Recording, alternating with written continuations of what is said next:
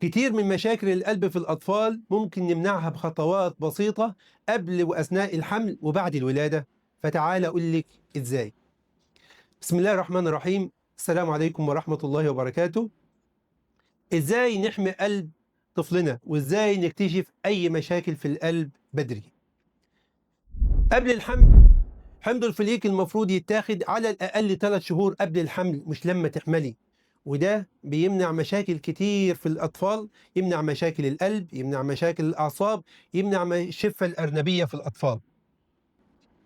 أثناء الحمل 3 حاجات لازم يتظبطوا: السكر والضغط ووزنك، لازم يتظبطوا، مهمين جدا لقلب طفلك.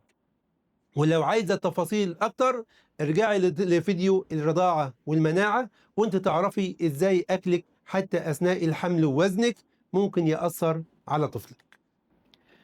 أثناء الحمل كتير من الأدوية ممكن تسبب مشاكل للقلب، زي بعض أدوية الضغط، بعض أدوية الأعصاب، وبعض المسكنات زي البروفين.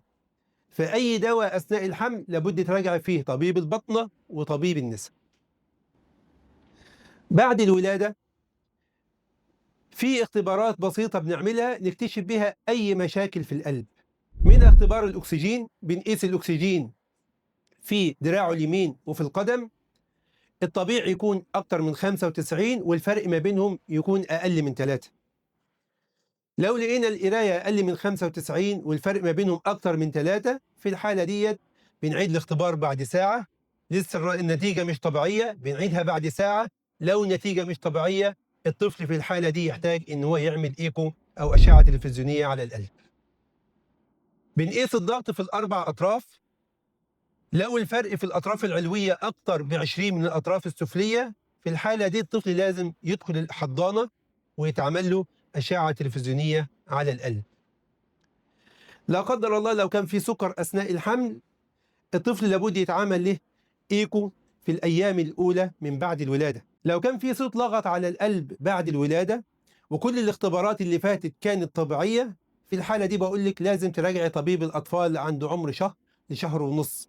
دي المرحلة اللي بينزل فيها ضغط الشريان الرئوي للطبيعي، ولو في أي فتحات في القلب هتظهر في الوقت ده، ولو كان في صوت لغط من اللي هو الأصوات الحميدة اللي موجودة بعد الولادة بتختفي في المرحلة دي.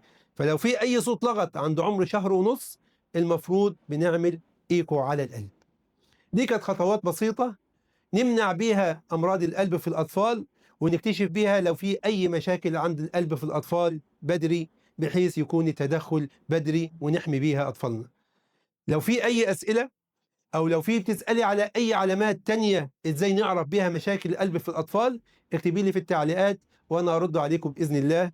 دمتم في أمان الله وأنتم في أتم صحة وأحسن حال.